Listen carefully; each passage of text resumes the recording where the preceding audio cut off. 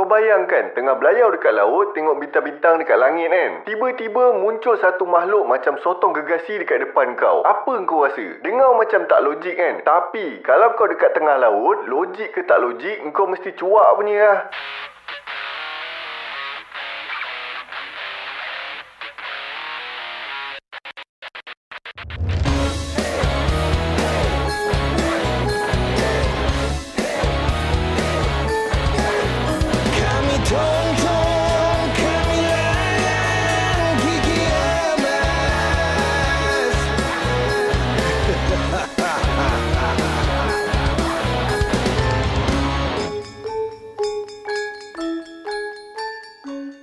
Assalamualaikum dan salam laka bersejarah. Alhamdulillah kita dipanjangkan umur untuk berjumpa lagi dalam video hari ni. Ini hari aku nak cerita pasal satu makhluk dari Norse mitologi iaitu Kraken. Macam yang biasa korang dengar, Kraken ni digambarkan sebagai sotong gurita gergasi yang saiz dia lagi besar daripada mana-mana haiwan laut yang kita pernah jumpa setakat ni. Kraken ni famous gila dalam urban legend yang berasal dari pelaut-pelaut kawasan Skandinavia. Mana tak famous, diorang gambarkan Kraken ni ada tentakel yang panjang macam ular laut. Dia punya mulut dah macam paruh tajam sotong gergasi, siap dengan suction cup yang ada gigi tajam. Engkau dengar macam tu je pun dah rasa seram dah, walaupun kau dengar ni pada tahun 2025. Kau bayangkan orang yang hidup 800 tahun lepas dengan teknologi sains yang belum berkembang, ilmu pengetahuan pun belum cukup luas. Goyang lutut dek. Pelaut zaman dulu percaya yang Kraken ni makhluk laut dalam yang bertapa dekat dasar laut sambil tunggu masa yang sesuai nak serang kapal diorang. Nama Kraken ni datang dari bahasa Norse iaitu krak, yang bermaksud haiwan yang cacat atau lemah. Selain tu, dia membawa maksud untuk sesuatu yang berpintal atau melingkau. Kalau dalam bahasa Jerman, Krake bermaksud sotong gurita. Kisah Kraken ni muncul dalam cerita rakyat Nordik yang duduk area Skandinavia sekitar tahun 1180 sampai 1250. Dalam koleksi teks sastra Norway purba, ada disebut tentang satu raksasa laut yang bernama Hofgufa. Saiz raksasa ni punya le besar sampai pelaut ingat badan dia tu pulau terapung. Kau bayangkan kau tengah syok baring kejap dekat pulau yang kau jumpa ni, tiba-tiba pulau tu bergerak. Tak cuak usus kau lah.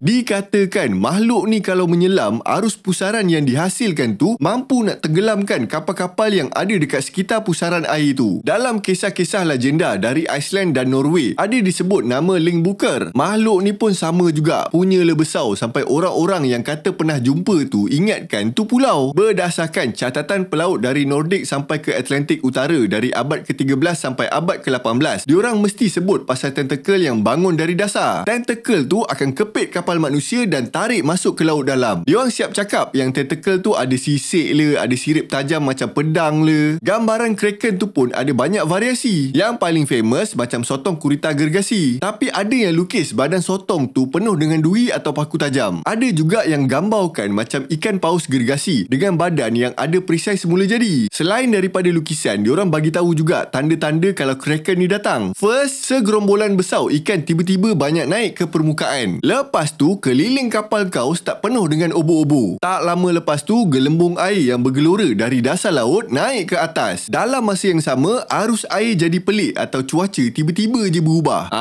Kau standby. Itu maknanya Kraken dah nak sampai. Apa pun gambaran diorang, dia punya bahaya tu sama je. Boleh buat kau mati dekat tengah laut. Punya le kuat pengaruh cerita ni, masa abad ke-16, peta Nordik ada marking beberapa kawasan dengan gambar raksasa laut sebagai tanda kawasan tu bahaya untuk belayar. Kalau nak ikutkan tafsiran pengkaji sastra Norway purba, diorang anggap kisah-kisah legenda ni sebenarnya berfungsi sebagai amaran kepada pelaut Nordik tentang bahaya yang ada dekat laut. Dia nak orang Nordik yang belayar ni alert dengan kawasan yang penuh dengan beting pasir, batu karang, arus yang deras dan pusaran air yang boleh buat kapal kau karam. Cerita pasal pusaran air ni, dulu arwah atuk aku pernah terkena pusaran air sampai sampan dia karam. Masa tu time raya, aku ingat lagi aku tengok angin kuat gila sampai pokok pisang depan rumah aku tu tumbang. Ngam-ngam lepas aku tegur pokok tu tumbang, mak aku pun dapat call kata atuk aku lemas kena pusaran air. Terus siap-siap balik Melaka sebab masa tu aku duduk Kelang Selangor lagi. Alhamdulillah atuk aku berjaya diselamatkan, cuma tak dapat nak turun laut dulu lah. Okey, cukup lah selingan tu. Aku ni kalau bab teringat pengalaman sendiri kan, berjela panjang nak cerita. Macam aku kata, Kraken ni bahaya kan. Tapi dalam tradisi masyarakat Norway, ada yang anggap Kraken ni sebagai penarik rezeki juga. Ada je nelayan atau pelaut yang pergi pergi dekat kawasan Kraken tu untuk tangkap ikan. Diorang percaya kedatangan Kraken atau bau Kraken tu akan menarik banyak ikan berkumpul dekat kawasan tu. Jadi dekat mana ada Kraken, dekat situ lepot paling cun nak dapat banyak ikan. Adakah betul Kraken ni wujud dan jadi punca ikan banyak naik ke permukaan? Pada abad ke-18, seorang saintis Sweden yang bernama Carl Linnaeus memperkenalkan sistem taksonomi moden. Sistem ni akan klasifikasikan haiwan berdasarkan ciri-ciri khusus yang kemudiannya mewujudkan nama jenis dan spesies. Sistem ni yang membolehkan makhluk yang sebelum ni wujud dalam mitos boleh dikaji secara saintifik. Pada tahun 1857, seorang saintis Denmark bernama Jafetus Steenstrup namakan spesies sotong gergasi sebagai Architeuthis dax. Dia buat kajian terhadap sampel dan beberapa bahagian badan sotong gergasi yang ditemui terdampar dekat pantai Norway. Jadi dia buat perbandingan hasil kajian dia dengan laporan purba tentang Kraken. Sotong gergasi ni boleh membesar sampai 13 meter panjang. Dia ada 8 lengan biasa dan 2 tentakel khas yang berfungsi untuk memburu mangsa. Dekat ujung tentakel tu pula ada suction cup yang bergigi yang berfungsi sebagai senjata untuk cengkam mangsa dan koyakkan daging mangsa. Bahagian paruh sotong ni pun kuat sampai boleh patahkan tisu tebal dan cengkerang kecil. Kalau nak diikutkan, sotong gergasi ni pantas, tangkas dan pemburu yang opportunis dekat laut dalam. Cuma dia jarang nak naik ke permukaan yang membuatkan manusia jarang nampak sotong gergasi ni.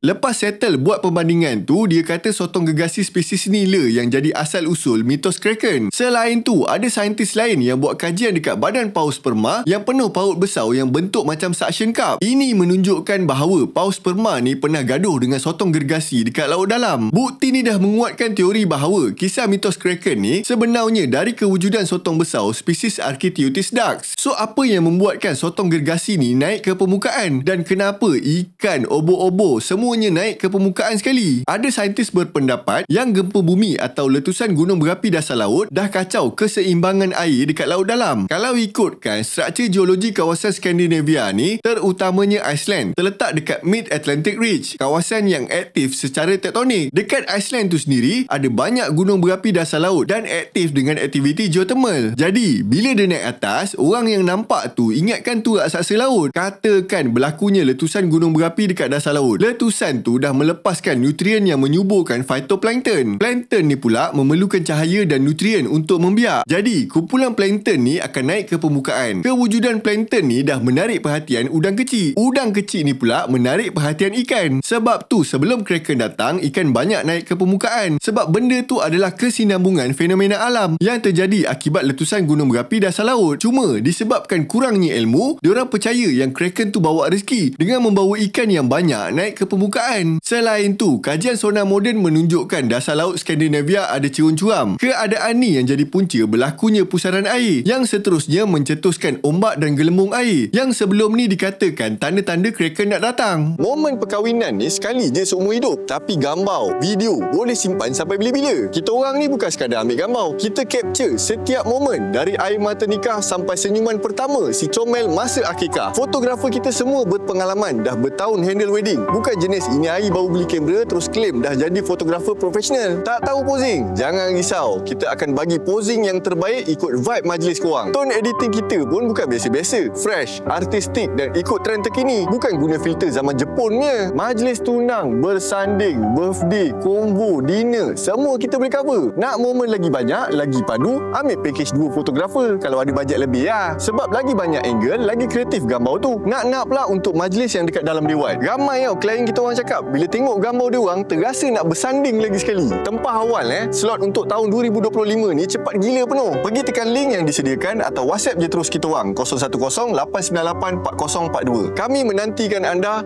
Memories made timeless. So kenapa orang dulu suka percaya kisah-kisah misteri ni? Apa yang diorang dapat bila diorang exaggerate cerita Kraken ni sampai orang jadi takut? Kalau ikutkan, diorang tak adalah suka-suka nak tambah-tambah cerita. Korang kena faham, pelaut ni duduk dekat laut tu lama dengan suasana yang mencabar, macam cuaca sejuk, kurang tidur, emosi yang tak stabil bila jauh dari darat dan kurangnya makanan yang berkhasiat kalau bekalan makanan dah berkurang. Dari sudut psikologi, semua faktor ni boleh menyebabkan fikiran diorang jadi kabur. Bila fikiran dah tak betul, persepsi diorang terhadap apa yang diorang tengok tu jadi berlebihan. Contohnya, bila diorang nampak ikan paus atau batu karang yang besar ataupun pusaran air, otak diorang akan cuba untuk cari jawapan yang menjelaskan apa yang diorang nampak tu. Jadi, diorang akan gunakan cerita yang dah sedia ada dekat dalam ingatan diorang, iaitu mitos raksasa laut, untuk otak diorang explain explain apa yang diorang nampak tu. Ditambah pula dengan kurangnya ilmu pengetahuan dan teknologi sains, lagilah diorang mudah percaya dengan mitos yang orang cerita.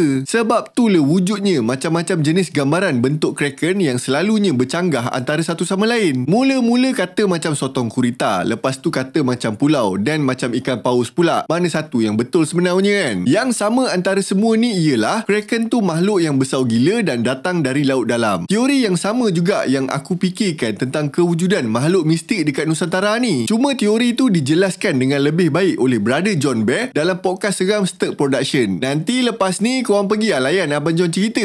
Memang sebiji macam teori yang aku fikir. Walau bagaimanapun, ada penyelidik paleontologi jumpa pola pelik dekat tulang ichthyosaur, sejenis reptilia laut zaman purba. Susunan tulang tu nampak macam dia pernah jadi mangsa sotong gurita atau sotong gergasi, sebab tulang tu tersusun dalam bentuk yang pelik. Selain tu, tulang rusuk dia nampak terimpit macam kena gemuk dengan objek dari luar. Walaupun dikaitkan dengan Kraken, idea ni masih lagi dianggap sebagai hipotesis yang kontroversi sebab belum ada lagi bukti kukuh. Teori itu pun belum diterima secara meluas dalam kalangan ahli paleontologi. Senang cerita, teori tu menarik untuk kita fikir, tapi status teori tu baru spekulasi, tak dapat nak disahihkan lagi. Adakah mitos orang lama tu langsung tak boleh percaya? Tak juga. Ada je benda yang kita boleh terima dan berjaya dibuktikan dengan sains. Contohnya, sotong gergasi atau sotong kolosal tu memang wujud pun, dan dalam keadaan tertentu, diorang ada kemampuan untuk merosakkan peralatan laut atau mencederakan manusia. Cuma pada skala yang terhad lah. Itu pun bukan berlaku dengan sengaja. Lepas tu, pasal pusaran air ribut tiba-tiba tu disebabkan geologi dan hidrodinamik dekat perairan Skandinavia tu. Masa tu, diorang manalah nak tahu semua benda sains ni, tapi kalau dah level boleh tarik kapal sampai ke dasar laut, diorang mesti nakkan jawapan. Maka keluar oleh cerita yang pelik-pelik yang selari dengan pengetahuan dan kepercayaan diorang pada zaman tu. Yang exaggerate tu bila diorang cakap tentacle Kraken tu dah lilit kapal sampai kapal tenggelam. Yang itu memang basah lah kena kencing kalau kau percaya. Dari sudut sains dan kekuatan sotong gergasi tak mampu nak buat benda macam tu. Yang lagi sabgamnya bila dia kata Kraken ni makan orang, sedangkan sotong gergasi tak pernah jadikan manusia sebagai diet dia orang. Nak takutkan orang pun agak-agak lah kan. Kraken ni selalu muncul dalam pop culture, itu yang buat mitos ni jadi famous. Tahun 1830, Alfred Lord Tennyson, seorang penyair United Kingdom, pernah tulis puisi yang bertajuk The Kraken. Dia gambarkan Kraken ni sebagai raksasa purba yang tengah tidur dekat dasar laut dalam. Dalam novel pengembaraan macam 20,000 Leagues Under the Sea karya Jules Verne dengan Moby Dick karya Herman Melville, Kraken digambarkan boleh bertarung dengan manusia. Cerita-cerita macam ni lah yang menambahkan lagi rasa takut manusia pada makhluk gergasi ni. Sekarang dalam filem, animasi, produk komersial, video game, even maskot theme park pun dah gunakan watak Kraken ni. Tapi kan, ada filem yang aku tengok macam filem Clash of the Titans. Diorang gambarkan Kraken ni bentuk mitologi Yunani. Benda ni dah salah sebab dalam mitologi Yunani, makhluk laut gergasi yang famous ialah Scylla dengan Charybdis. Diorang cuba nak samakan Kraken ni dengan Scylla, sedangkan Scylla tu raksasa laut kepala 6. Mana nak sama dengan sotong gergasi? Kalau nak ikutkan, Kraken ni dari mitos Nordik, orang yang duduk dekat Eropah Utara, langsung tak sama dengan mitos Yunani, orang yang duduk dekat Eropah Selatan. Jadi sebagai kesimpulan, Kraken ni bukanlah makhluk gergasi yang menakutkan macam yang digembar-gemburkan. Aku anggap Kraken ni datang dari gabungan sotong gergasi yang ditambah dengan fenomena laut yang disalah tafsir oleh manusia. Itu je sebenarnya. Anggap je lah cerita mitos Kraken ni sekadar amaran untuk pelaut supaya berhati-hati masa belayar dekat tengah laut. Walau bagaimanapun, kita tak boleh nafikan yang lautan ni masih banyak misteri yang belum terungkai sebab banyak lagi kawasan yang manusia belum dapat teroka. So sama ada korang nak percaya Kraken ni betul-betul wujud atau sekadar mitos semata-mata tu, itu terpulang pada pertimbangan korang. Kalau korang ada sebarang pandangan, pendapat, nak tambah atau nak betulkan cerita aku, korang dipersilakan tulis dekat ruangan komen. Aku nak minta maaf anda kata aku ada terkasar bahasa atau tersalah fakta. Terima kasih, kita jumpa lagi dalam video yang seterusnya. Assalamualaikum dan salam Melaka bersejarah.